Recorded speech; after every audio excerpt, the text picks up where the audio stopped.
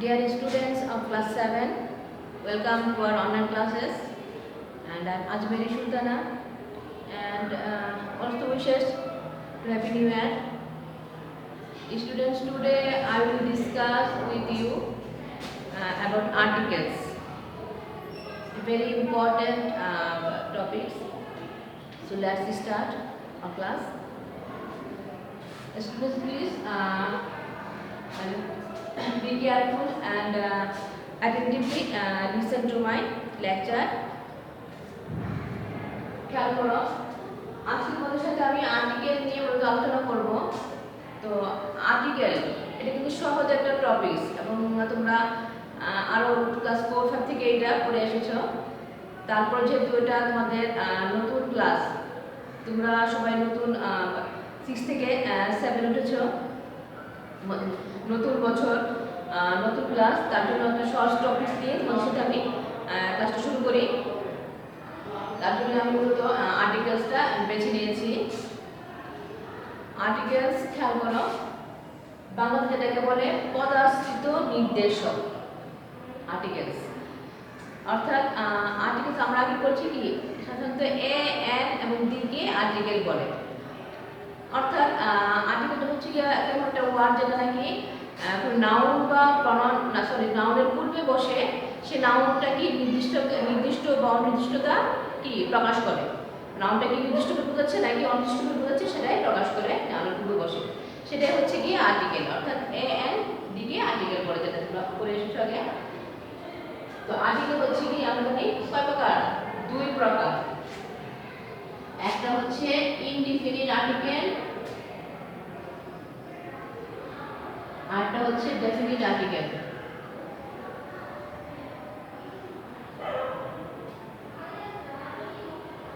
Indefinite article আর হচ্ছে definite article. অর্থাৎ নির্দিষ্ট আর্টিকেল, অনির্দিষ্ট আর্টিকেল। ইনডিফিনিট মানে অনির্দিষ্ট আর্টিকেল আর ডেফিনিট হচ্ছে কি নির্দিষ্ট আর্টিকেল। অনির্দিষ্ট আর্টিকেল কোনটা? সাধারণত যে আর্টিকেলটা দিয়ে অনির্দিষ্ট কোনো ব্যক্তি বস্তুকে বোঝায় সেটা হচ্ছে গিয়ে ইনডেফিনিট আর্টিকেল। আর ডেফিনিট হচ্ছে গিয়ে নির্দিষ্ট, অর্থাৎ যে আর্টিকেলটা নির্দিষ্ট কোনো ব্যক্তি বস্তুকে বোঝায় সেটা হচ্ছে গিয়ে ডেফিনিট আর্টিকেল। সাধারণত আমরা এ এবং এন কে বলে থাকি ইনডেফিনিট আর্টিকেল আর তাকে বলে থাকি ডেফিনিট আর্টিকেল। সাধারণত কোনো অনির্দিষ্ট ব্যক্তি বস্তুর ক্ষেত্রে আমরা এ অন ব্যবহার করি পূর্বে, আর যদি নির্দিষ্ট করে কোনো কিছু বোঝায় সেক্ষেত্রে আমরা ডেফিনিট আর্টিকেল অর্থাৎ ডি ব্যবহার করে থাকি। তো আজকে চলো আমরা কয়েকটা ব্যবহার, সাধারণত তোমাদের 7-এ দেখা যায়, 6 তোমরা সেটা পড়েছো, তোমাদের মূলত আর্টিকেলটা আসে ব্ল্যাঙ্কস আকারে, একটা শূন্যস্থান দেওয়া থাকে, সেই শূন্যস্থানটা ভালো করে পড়ে তোমাদেরকে তারপর কোথায় কোন আর্টিকেল বসবে, এ বসবে কোথায়, এন বসবে বা দা বসবে, অনেক সময় দেখা যায় যে এ এন দা কোনটায় না বসলে সেক্ষেত্রে আমরা ক্রস ব্যবহার করে থাকি, অর্থাৎ কোনটাই হবে না। সেরকমভাবে তোমাদের ব্ল্যাঙ্কস আকারে সাধারণত এসে থাকে। তো আমরা যদি ব্যবহারগুলো ভালো করে না জানি তখন আমরা দেখা যায় যে ব্ল্যাঙ্কসটা অ্যান্সার করতে আমাদের খুব সমস্যা হয়ে যায়। তো আজকে চলো আমরা একটুখানি ব্যবহারগুলো একটুখানি জেনে নিই, আর তারপর আমরা না হয় পরে ব্ল্যাঙ্কস নিয়ে আলোচনা করব। সাধারণত আমরা জানি কি আজকে এন এর ব্যবহার নিয়ে মূলত আমরা করি অনির্দিষ্ট। সাধারণত আমরা কমন একটা জিনিস নিয়ে আসছি প্রথমে, যে সাধারণত আচ্ছা একটা উদাহরণ দিয়ে ইনডিফিনিট আর্টিকেল আমি যদি বলি যে অনির্দিষ্ট আর্টিকেল, সেটাকে বলি যেমন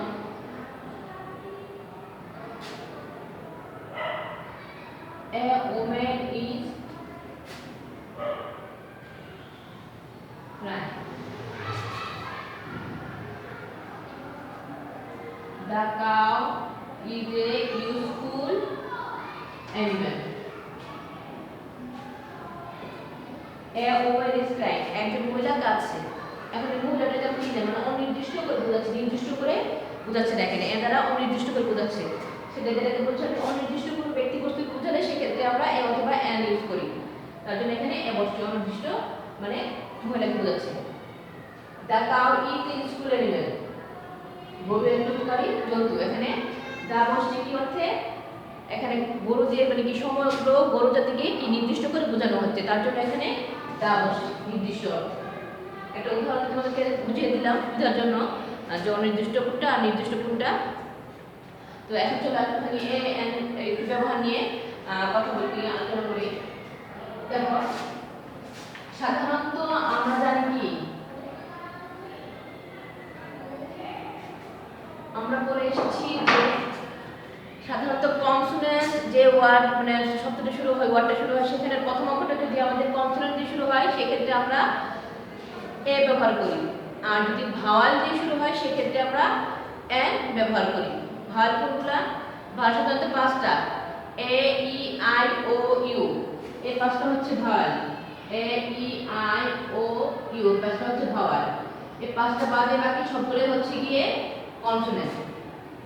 কোনো ওয়ার্ড শুরু হলে যদি প্রথম অক্ষরটা যদি ভাওয়ালের হয়ে থাকে সেক্ষেত্রে আমরা কি করি? এন ব্যবহার করি। আর যদি কনসোনেন্ট দিয়ে শুরু হয় সেক্ষেত্রে আমরা এ ব্যবহার করি।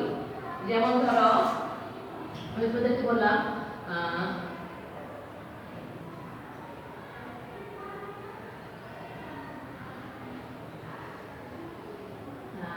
এ দিয়ে বলি বা বললাম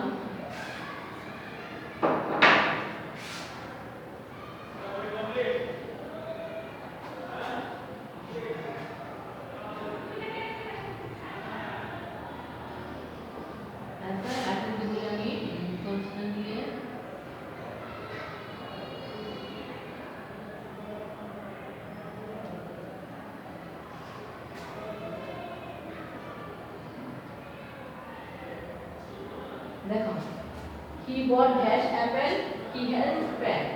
এখন দেখো অ্যাপেল প্রথম অক্ষরটা কি? এ, এ মানে ভাওয়াল। বলছে যে ওয়ার্ডটা যদি শুরু হয়, যদি প্রথম অক্ষরটা যদি ভাওয়ালে দিয়ে শুরু হয় সেক্ষেত্রে তার আগে বসবে কি? এন। নিয়ম অনুসারে এখানে বসবে এন। আর যদি প্রথম অক্ষরটা কনসোনেন্ট দিয়ে শুরু হয় সেক্ষেত্রে তার আগে বসবে এ। এটা হচ্ছে সাধারণ নিয়ম আর কি। পেন হচ্ছে কনসোনেন্ট, তার আগে বসবে এ, হি হ্যাজ এ পেন।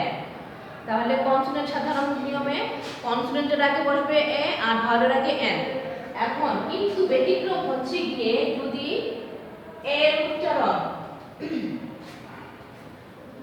ও এর উচ্চারণ যদি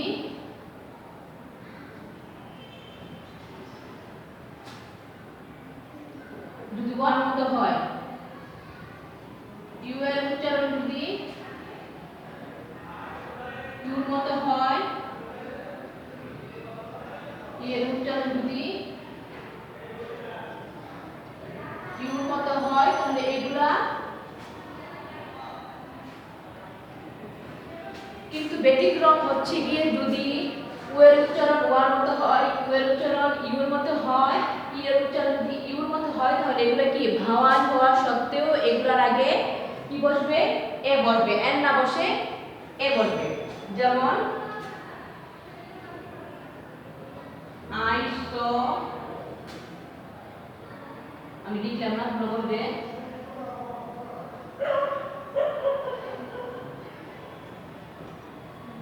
এটা হলো একটা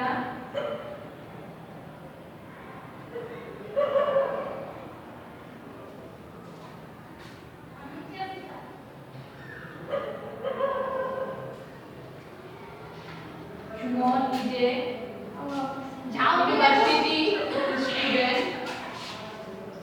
তারপরে হচ্ছে গিয়ে যেমন ধরো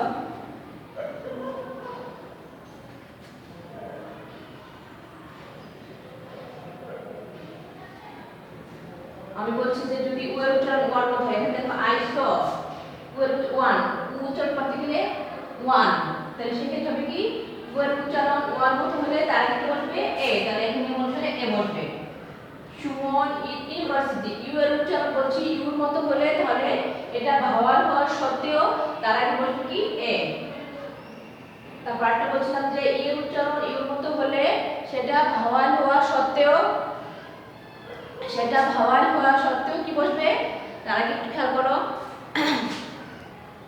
দেখো যেটা বলছিলাম আমি যে তোমাদের ইউ এর উচ্চারণ ইউর মতো হলে সেক্ষেত্রে ইউ ভাওয়াল হওয়া সত্ত্বেও তার আগে এ বসবে। ই এর উচ্চারণ ইউর মতো হলে তার সাথে কি ভাওয়াল হওয়া সত্ত্বেও তার আগে কি বসবে? তাহলে এ। He is a European. কিন্তু যদি দেখো এখানে আমি তোকে বললাম অরেঞ্জ, যদি আমি লিখতাম অরেঞ্জ,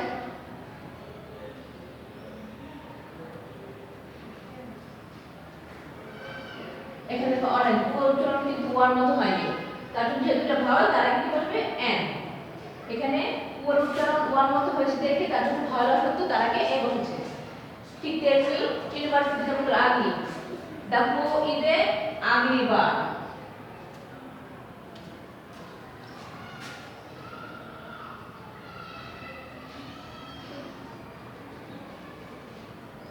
এখানে ইউর উচ্চারণ ইউর মতো হয়েছে দেখে ভালো শব্দ তার আগে এ বসেছে, কিন্তু নরমালি সাধারণত নিয়ম অনুসারে দেখো এখানে দেখো in an ugly bar, your উচ্চারণ ইউর মতো হয়নি, ভাওয়াল যেহেতু তার জন্য তার আগে এন বসেছে। ঠিক তেমনি যেমন এক, আমি যদি কি হবে এন এক, ইউর উচ্চারণ ইউর মতো হয়নি, যেহেতু এই ভাওয়াল তার জন্য তার আগে এন বসেছে। এটা হচ্ছে সাধারণ কমন একটা নিয়ম, এই নিয়মটা তাহলে মনে রাখবে। এবং এই নিয়মগুলোর মধ্যে কিছু থাকে, প্রায় কিন্তু তোমাদের এই নিয়মগুলোর মধ্যে থাকে। এটা হচ্ছে একটা ভাওয়াল হলে কনসোনেন্ট হলে কি হবে, তারপর আরেকটা থাকে যেমন ধরো সংখ্যাবাচক বা ক্রমবাচক সংখ্যা, পরিমাণবাচক সংখ্যা বোঝালে সেক্ষেত্রে আমরা এই অথবা সাধারণত আমরা এই ইউজ করে থাকি। যেমন সংখ্যাবাচক ধরো ঠিক আছে, একটা যেমন ধরো তোমাকে আমি বললাম দেখো সংখ্যাবাচক বা ক্রমবাচক কি বট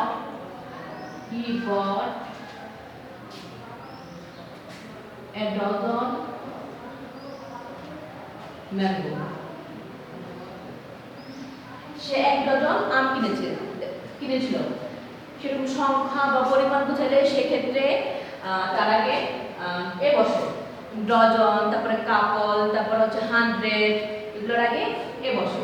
তারপর অনেক সময় দেখা যায় কি যে কখনো কোনো নাউনের আগে ফিউ, তারপরে লিটল, তারপরে দেখা যায় ফিউ লিটল, তারপরে লট অফ, তারপরে গুড মেনি, এরকম যদি থাকে ওয়ার্ড সেক্ষেত্রে এগুলোর আগেও এ বসে। যেমন he has a lot of money,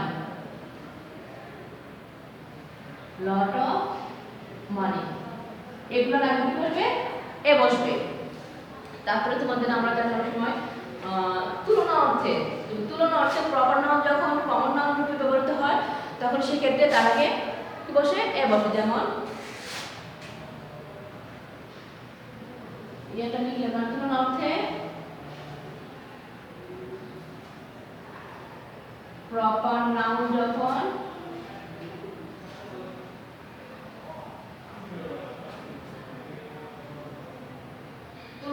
proper noun যখন কমন নাউন হিসেবে ব্যবহৃত হয় সেক্ষেত্রে তার আগে এ বসে। যেমন আই সি ইউ আর এ নজরুল, তুমি দেখছি একজন নজরুল, মানে নজরুলের সাথে তুলনা করা হয়েছে সেক্ষেত্রে তার আগে কি বলছে এ বসানো হয়েছে। অর্থাৎ তুলনা অর্থে প্রপার নাউন যখন কমন নাউন হিসেবে ব্যবহৃত হয় তখন তার আগে এ বসে। তারপরে আছে হচ্ছে গিয়ে যেমন ধরো কমন একটা, যেমন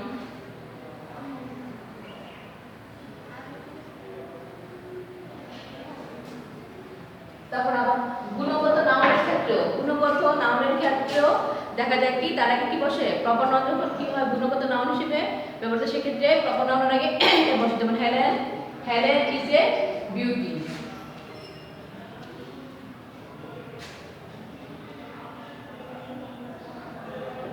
সেক্ষেত্রে বলবে দেখো তুলনা অর্থে কি গুণগত নাউনের আগে কি বসে সেক্ষেত্রে এ বসে। আরেকটা হচ্ছে খেয়াল করো এইচ এর উচ্চারণ যদি হয়ে থাকে অনেক সময় কি এইচ এর উচ্চারণ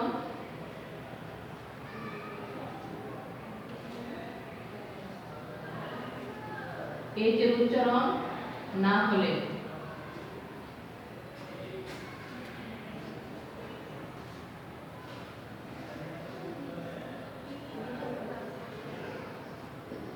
এইচ এর উচ্চারণ যদি হয়, যদি এইচ থাকে কোনো ওয়ার্ড সেক্ষেত্রে উচ্চারণ করতে যদি এইচ এর উচ্চারণ হয় তখন আমরা এ বসাবো, আর এইচ এর উচ্চারণ যদি না হয় সেক্ষেত্রে আমরা এন বসাই। যেমন everybody respect an honest man.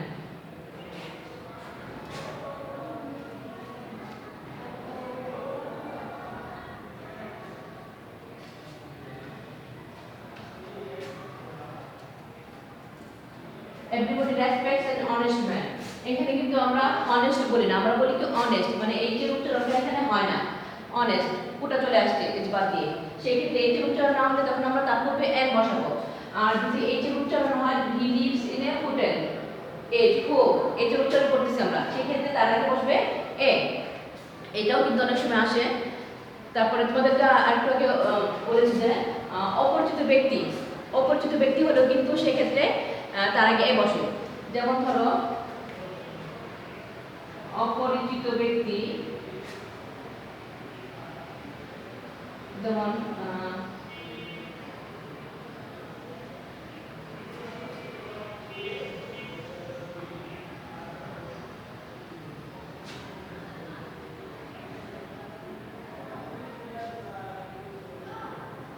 Mister Smith came to see. Mr Smith এখানে লোকটাকে আমরা চিনি অপরিচিত হিসেবে, এখানে যেহেতু এ বসছে তার জন্য বুঝতে হবে সে একজন অপরিচিত ব্যক্তি। Mister Smith came to see him, mister Smith এসেছিল তাকে দেখার জন্য, তিনি কি একজন অপরিচিত ব্যক্তি, সেক্ষেত্রে অপরিচিত ব্যক্তির আগেও এ বোঝাবে, অর্থাৎ এটা নির্দিষ্ট করে বোঝাবে না, মানে অনির্দিষ্টতা প্রকাশ করবে সেটা। তারপরে আরেকটা হচ্ছে গিয়ে যেমন ধরো আমরা জানি যে সংক্ষিপ্ত রূপ আমরা ইউজ করি, যেমন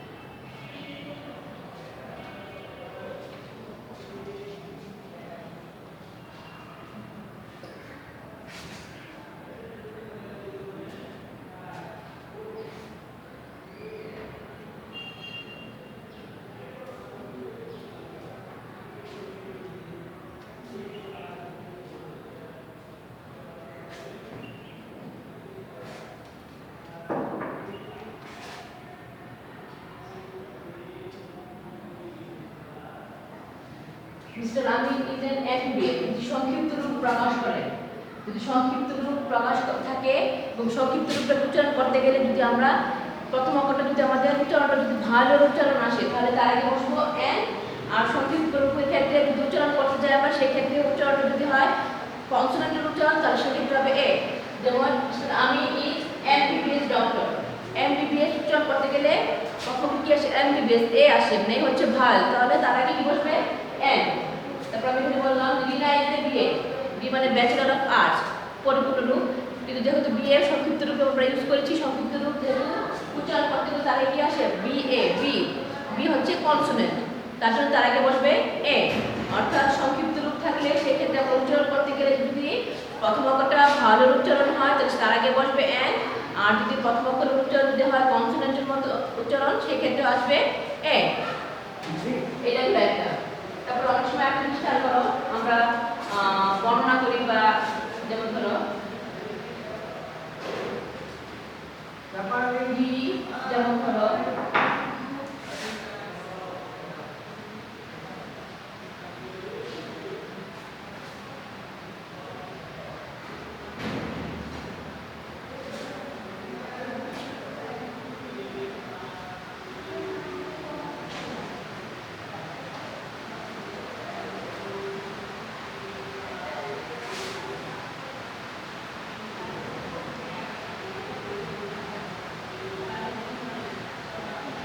he called him a doctor. The doctor advised him to take medicine. যদি অবশ্য আমরা একটা বর্ণনা করতে যে কোনো জিনিসের তখন দেখা যায় যদি প্রথম যে নাউনটা আসে সেই নাউনটা যদি সাধারণত আমরা ইউজ করি, কিন্তু নাউনটা যদি পরবর্তীতে আবার চলে আসে যে নাউনটা তাহলে তার আগে আমরা বি বসাবো। এখানে বললাম কি he called him a doctor, সে একটা ডাক্তারকে ডেকে আনবো, ওই নাউনটাকে পরবর্তী কারণ হচ্ছে কি তার ডক্টর এবং যা বোঝাচ্ছে কারণ হচ্ছে গিয়ে ওই ডাক্তারটাকে সেখানে বিন করতে আবার চলে আসতে না, যে নাউন প্রথম যে নাউনটা বর্ণনার ক্ষেত্রে প্রথম যে নাউনটা আসবে তার আগে আমরা এরকম এক বসাবো, কিন্তু ওই নাউনটার পরে যদি পরবর্তীতে আবারও আসে সেক্ষেত্রে আমরা তার পূর্বে দা বসাবো, মানে তার পরবর্তীতে যদি ওই নাউনটাকে নির্দেশ করা হয় তাহলে আমরা সেক্ষেত্রে দা বসাবো। যেমন দ্য ডক্টর, এখন ডাক্তার বলতে ওই ডক্টরটাকে বোঝাচ্ছি, তার জন্য সেক্ষেত্রে তার আগে দা বসাবো। The doctor advice him medicine. তো স্টুডেন্ট মূলত এ এন এগুলোর উপর এগুলোই সাধারণত বেশি হয়ে থাকে আর কি। আর কমন যে নিয়মগুলো এই নিয়মগুলো সাধারণত থাকে। তারপর আরও কিছু কিছু নিয়ম হয়তো বা আসবে, তোমরা সেগুলো আর একটু ভালো করে দেখবে। তো আজকে আমি মূলত তোমাদের সাথে এ এন এই দুটো নিয়ে নির্দিষ্ট আর্টিকেলটা নিয়ে আলোচনা করলাম, কারণ তিনটা ডেফিনিট আর্টিকেলটা নিয়ে আলোচনা আজকে করলাম না, কারণ দেখা যাবে যে তিনটা তোমাদের আবার বুঝতে বা পড়তে সমস্যা হয়ে যাবে। তো আজকে তোমরা মানে বইটা খুলে ভালো করে, যদিও এটা সহজ টপিক, তারপরে ওটা ভালো করে আবার পড়বে, আর্টিকেলটা এ এন দিয়ে ব্যবহারটা ভালো করে করবে, এবং তোমরা এ এন ডি থেকে 10টা ব্যবহার লিখে রাখবে। তোমাদের হোমওয়ার্ক থাকবে এটা, এ আর এন এর উপর 10টা ব্যবহার লিখবে। তোমরা ভালো করে পড়বে, তারপর লিখবে। নেক্সট ক্লাসে আমি তোমাদের দ্য আর্টিকেল নিয়ে আলোচনা করব, এবং সেই সাথে আমরা তোমাদের পরীক্ষা যেরকম আসে ব্ল্যাঙ্কস নিয়ে আলোচনা করবো, যে ব্ল্যাঙ্কস থাকলে যে শূন্যতা পূরণ থাকে যে আমরা সেটা কীভাবে কী করবো সেটা নিয়েও আলোচনা করবো। স্টুডেন্ট আজকে এই পর্যন্তই থাক, দেখা হবে নেক্সট উইক।